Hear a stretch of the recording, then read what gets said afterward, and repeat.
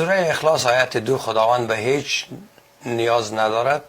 سوره محمد آیه 7 و خداوند کمک کنید تا خداوند به شما کمک کند. نتفلیکس میگه یعنی که در آیت 2 سوره اخلاص میگه که ما هیچ به شما ضرورت ندارم. خدا میگه باز در سوره محمد آیت 7 میگه و خدا کمک کنید تا خدا به شما کمک کنه. محمد در دو نقش بازی میکرد در قرآن. محمد در دو نقش، در نقش خدا و محمد. کسایی که قرآن نخواندن رو نمیفهمند که من که میگم اینا چقدر به عقل هستن که از خدا دفاع میکنن. راستی هم در یوتیوب نشته میکنن میگه اینا چقدر به عقل از خدا دفاع میکنن. امی خانم شما شنیدین میگه میتونم پگشت پلی کنم که ما از خدا دفاع میکنم.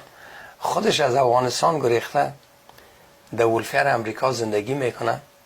پیسه ولفیرش نته، کارم نمیفهمه که چی رقمی کار کنه. آمده که ما از خدا دفاع میکنم.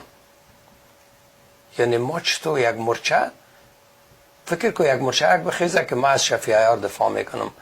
ما بسیار کم معلوم میشم که یک مرچه بخیزه که ما از شفیع عیار دفاع میکنم.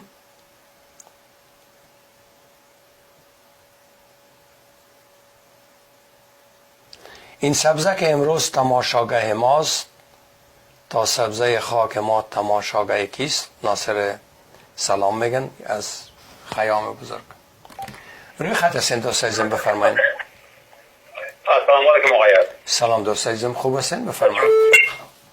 آقای عزیز یک چیز جالب به فکرم داشت. در این خانمی که زنگ داده بود که بیادبی کرد و گفت من شما را میکشم به خاطر که من غازی شوم.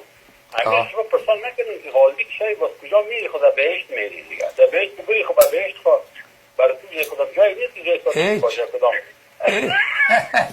این چیز اینش حتی هم بچه های هم که از سوره کلش بابیت و کاکایت اینا گرفتن غلمان بازی دارن تو دموجه. اگر من این کارا بودم اگر من این کارا بودم خب یه برو سابلتر بهم به خاطر خود داد. بله 72 دانه شاپری در پیش است. دموجه هم دیوانه واره مویای جولیده چی بده کردم چرا ما این کار کردم. او خدا این کل گفا دروغ بود. او خدا با شما صحبت کنم